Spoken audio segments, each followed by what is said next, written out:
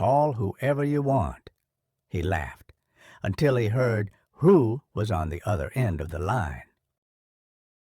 He wrote the letter, made the calls, sat in the council gallery for 4 hours, tried every decent door before he tried this one, because that was the kind of man he was.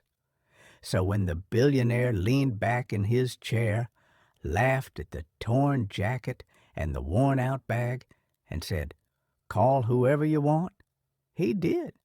And what came through that phone made every single person in that room stop breathing. Before we dive in, let us know in the comments, what time is it and where are you watching from? Let's start. For 9 days, Joseph Franklin had tried everything else. That is the part of this story that matters most, and the part nobody in that conference room knew. When Marcus Hale looked at the old man in the torn jacket standing in his doorway and felt the particular pleasure of a man who believes he already knows the ending.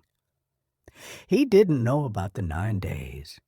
He didn't know about the letter Joseph had written to the Hale Capital corporate office 3 weeks earlier, typed carefully at the public library on Larimer Street, 2 pages, respectful and specific, outlining the situation at the building and asking for a meeting. The letter was never answered. He didn't know about the 4 phone calls to the development office, each one taken by a different assistant, each one promising that someone would follow up, none of them following up. He didn't know about the city council session Joseph had attended, sitting in the public gallery for 4 hours, waiting for the agenda item that never came, because it had been quietly tabled at the request of a legal team Joseph didn't have the resources to compete with. He didn't know about the legal aid office on 5th Street, where a kind but exhausted young attorney told Joseph that without an injunction, which would take weeks they didn't have, there was nothing legally actionable. The demolition permit was clean. The acquisition was clean. The timeline was legal. 11 days remained. 14 families lived in that building on Larimer Street. Not officially, not on any lease that a court would recognize, but humanly. A woman named Gloria, who was 58 and had been sober for 3 years and was 4 months away from her Section 8 eligibility date. A young father named Terrence, 29, working a split shift at 2 jobs, who had his 2 daughters sleeping on a mattress in the corner, but had a roof over them and was, slowly and genuinely, clawing toward something better. An elderly Haitian couple, Edmund and Celeste, both in their 70s, who spoke limited English and whose son in Miami was trying to arrange transport but needed 6 more weeks. Joseph knew all of their names. He knew all of their situations. Because Joseph didn't advocate for people from a distance. He lived among them, ate with them, walked the same streets, sat with them when things fell apart. That was the life he had chosen, deliberately and without apology, after the years of loss had burned away everything that wasn't essential and left him knowing, with a clarity that comfort had previously obscured, exactly what mattered. He had once worn suits. 22 years ago, he ran a small community development organization, had a house on Clement Avenue, a wife named Ruth who taught 4th grade and laughed at her own jokes before the punchline, and a son named David, who was 16 years old when a drunk driver hit him 3 blocks from school on a Tuesday afternoon. David survived. The recovery consumed everything: the surgeries, the rehabilitation, the years of medical complexity, the insurance warfare designed to exhaust people at their most exhausted. It took the savings, the house, the organization, and eventually Ruth, whose heart gave out 8 years ago, carrying more than one person was built to carry.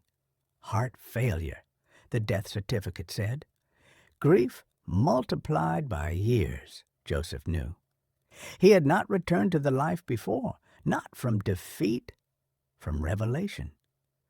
Sitting in a church basement on Larimer Street the third winter, after the house was gone, eating donated soup on a folding chair surrounded by people who had also lost things, he encountered something he had spent 20 years professionally trying to build and never once actually felt: real community. The specific warmth that exists between people who have nothing to perform for each other. He never left that proximity. He became the connective tissue, the person who knew where the meals were, which shelters had space, how to speak to the county intake office without surrendering your dignity at the door. He became, over years of unhurried and unglamorous presence, the person that Larimer Street called when it needed someone to fight. Which is why, on a Thursday morning with 11 days left and every official door closed, 14 families looked at him and asked what was left to try. He told them he would go in person. He told them he would look Marcus Hale in the eye and ask him, as one human being to another, to give them 60 days. And he told them something else. Something he had not told anyone outside of one quiet phone conversation the night before with an old friend. He said, "I have one more option, but I want to try the right way first. I want to give this man the chance to be decent before I force his hand. Because if I force his hand, he'll comply, but nothing will change in him, and something needs to change in him." The old friend had listened and said, "That sounds like you, Joe. Try it your way. If he won't hear you, call me back and put me on." The elevator opened on the 34th floor. The receptionist looked up, then looked again. The man who stepped out was somewhere between 65 and 75, though the years had been written with a heavy hand. His jacket was brown and heavily torn at the sleeve.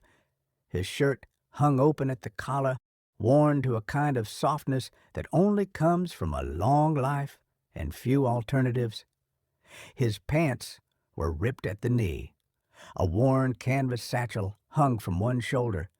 In his right hand, clean and deliberate against everything else about him, a modern smartphone. He gave his name. The receptionist made the call. From behind the conference room doors came laughter and then, "Send him up. I want to see this." Marcus Hale, 45 to 55, silver-templed and confident in his crisp light blue suit and dark tie, leaned back in his executive chair with the ease of a man who has never questioned whether he belongs in a room. Behind him, the city spread across floor-to-ceiling glass like a painting he'd commissioned. 3 colleagues sat at the far end of the table. 2 men in their 30s, suits dark, smiles ready, and a woman in her 30s to 40s with pearl earrings and an expression calibrated to match whatever Marcus's face was doing. Joseph told him everything, not emotionally, clearly. The building, the 11 days, the 14 families, their names, their situations, Gloria's sobriety, and her Section 8 timeline, Terrence's 2 daughters and his 2 jobs, Edmund and Celeste, and the son in Miami who needed 6 more weeks. He told him about the letter that was never answered, the 4 phone calls, the city council session, the legal aid office. He told him he was not here to threaten or to sue or to make noise. He was here to ask, man to man, in person, face to face, for 60 days. Marcus looked at him for a moment with something almost like consideration. Then it passed. "Sir," the word was already wrapped in dismissal, "the permits are filed. The timeline is set. What you're describing, these people, they're not legally tenants. There is nothing I can do." He paused. Then, with the particular cruelty of a man who believes it is wit, and with respect there is nothing you can do either." His colleagues adjusted their smiles. The room contracted around its own unkindness. Joseph reached into his coat pocket and took out his phone. "Then you won't mind," he said quietly, "if I make a call." The laugh that came out of Marcus Hale was the kind that fills a room completely. Leaned back, shoulders moving, the laugh of a man who has found the exact punchline he was waiting for. He gestured at the window, at the skyline, at the enormous, indifferent city beyond the glass. "Call whoever you want." Joseph pressed dial. It connected on the second ring. "Joe, I've been waiting. Tell me how it went." The laughter stopped. Not slowly. The way a power cut stops a room. Instant, complete. Everything suddenly different. Because that voice. Marcus knew that voice from Senate chambers and televised addresses and a private dinner 3 years ago, for which he had paid $12,000 to be in proximity to it. The entire country knew that voice.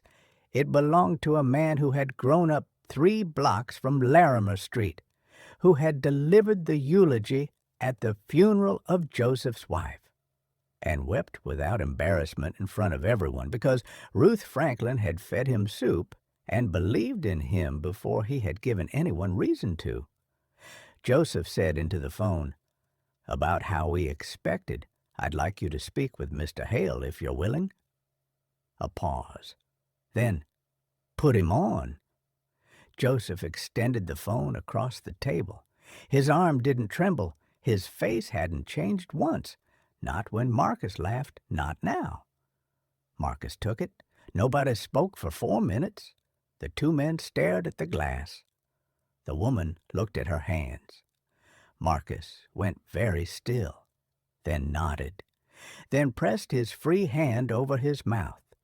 The involuntary gesture of a man receiving something he has no prepared place to put. When he set the phone down, his face had genuinely changed. Not shattered. Opened. He looked at Joseph.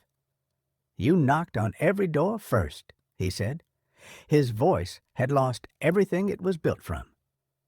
"The letter, the calls, the counsel, the legal office?" He stopped. "You tried every decent way before you came here." "Yes, I wanted to give you the chance to do it because it was right." Joseph's voice was quiet. "Not because you had to." Marcus was silent for a long time. When he spoke, his voice had lost its architecture. Every layer that power and comfort builds over a person, gone. "I looked at you, and I saw nothing. A punchline. I've been doing that my whole career, and I genuinely stopped noticing I was doing it." He paused. "I'm sorry. Not as a formality.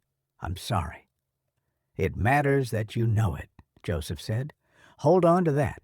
Don't let comfort make you forget it." Marcus straightened. 60 days, real help, funding, contacts, placement. Not just time. A pause that cost him something. "But I need you to tell me what that looks like, because you know these people, and I don't." For the first time since he entered the room, something softened around Joseph's eyes. "I know what it looks like," he said. "I'll show you." He walked back through the lobby, through the glass doors, onto the sidewalk, where the city moved around him exactly as it always had, without ceremony, without slowing down, his jacket still torn, his satchel still worn thin. He stood for a moment and thought about Gloria and Terence and Edmund and Celeste, waiting in a building that would still be standing tonight. Today, 60 days had been won.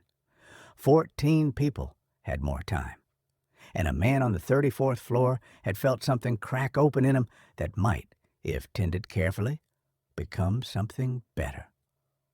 Joseph Franklin put his phone in his pocket and walked back toward Larimer Street. He had people waiting,